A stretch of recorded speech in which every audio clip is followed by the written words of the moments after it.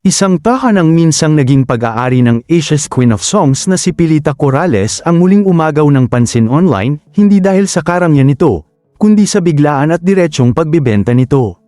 Noong ika-14 ng Marso taong 2026, isang post sa Facebook group na House and Lot for Sale Metro Manila ang mabilis na kumalat. Tampok ang tinaguriang bahay ni Pilita Corrales na ibinibenta sa halagang 24 na milyong piso sa ilalim ng isang rush sale. Walang paligoy-ligoy ang alok, direkta sa mga interesadong mamimili. At malinaw na nakasaad, past the agents. Matatagpuan ang bahay sa BF Homes Parañaque, partikular sa Jackie Louville, isang lugar na may sariling kasaysayan. Ang property ay nakatayo sa 446 na square meter na lote, na may 350 square meter na floor area, maluwag at angkop sa isang malaking pamilya.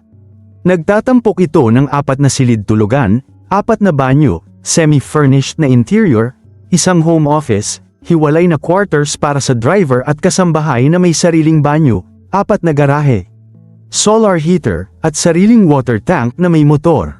Sa unang tingin, kapansin-pansin ang modernong disenyo ng bahay, malinis na linya, neutral na kulay, at kombinasyon ng iba't ibang materyales. Ang malawak na gate ay bumubungad sa isang covered driveway na kayang maglaman ng maraming sasakyan.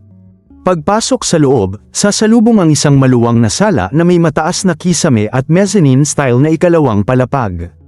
Bagamat halos wala na ang mga dekorasyon sa dingding, may mga bakas pa rin ang nakaraan, tila mga puwang na minsang pinuno ng mga larawan, alaala, at mga kwento ng buhay at karera ni Pilita. May kakaibang pakiramdam ang espasyo, parang isang gallery na minsang naglalaman ng isang makulay na kasaysayan. Dumadaloy ang layout papunta sa dining area at open kitchen, na perpekto para sa mga pagtitipon.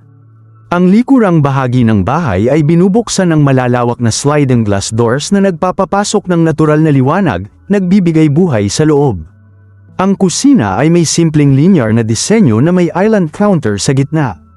Minimalist ang mga cabinet, may kasamang open shelving para sa mga babasagin at gamit sa kusina.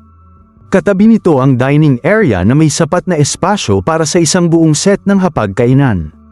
Sa labas, matatagpuan ang isang munting hardin na may halong tropikal at namumulaklak na halaman, isang luntiang kontrapunto sa modernong disenyo ng bahay. Sa ikalawang palapag, isang split-level na hagdan ang haantong sa isang maliwanag na landing area, na sinisinagan ng natural na liwanag mula sa malalaking bintana. Mula rito, tanaw ang sala sa ibaba, pinananatili ang bukas at maaliwalas na pakiramdam ng buong tahanan. Mayroon ding covered balcony na nag-aalok ng tanawin ng paligid na puno ng halaman. Ang bahay na ito ay hindi lamang isang ari-arian, ito ay isang tahimik na saksi sa buhay ng isang alamat.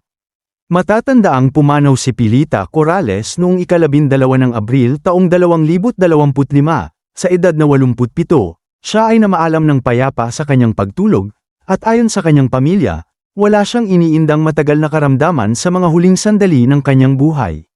Sa pagbibenta ng tahanang ito, tila isang kabanata ang tuluyang isinasara, ngunit ang mga alaala at musikang iniwan ni Pilita ay mananatiling buhay.